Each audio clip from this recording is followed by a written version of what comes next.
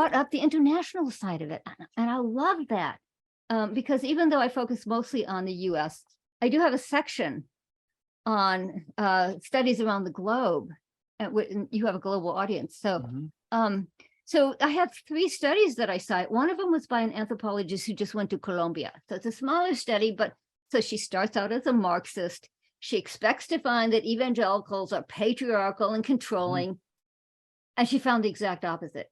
She was amazed. She said that the machismo culture in Latin America encourages men to, you know, be out in the public realm where you're drinking and smoking and gambling and visiting prostitutes. And she said, when a man becomes an evangelical, he stops all of that and directs his money to his family instead.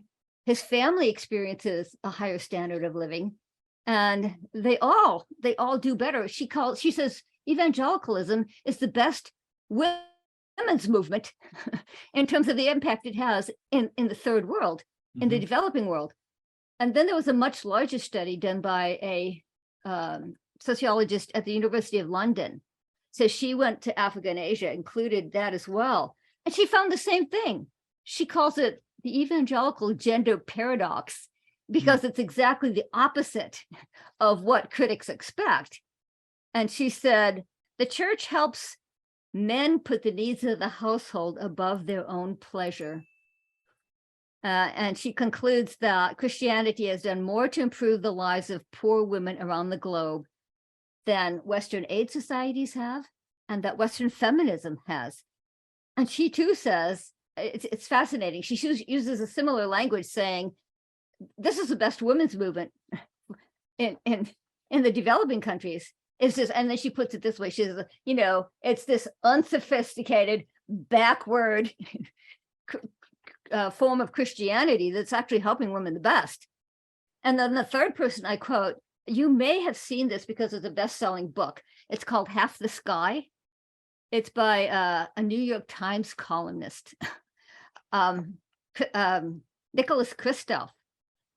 And yes, because he was willing, although I think himself is a very secular person, he went to different countries around the world and said, again, that it's the evangelical church that is helping women more than any other institution.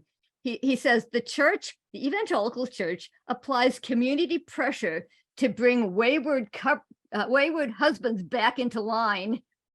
It discourages alcoholism and adultery. And it said those are 2 things that have caused enormous suffering to women in these countries.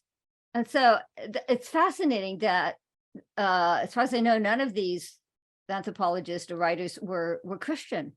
And all of them said, you know, we're seeing the same thing that the sociologists are seeing here in the US.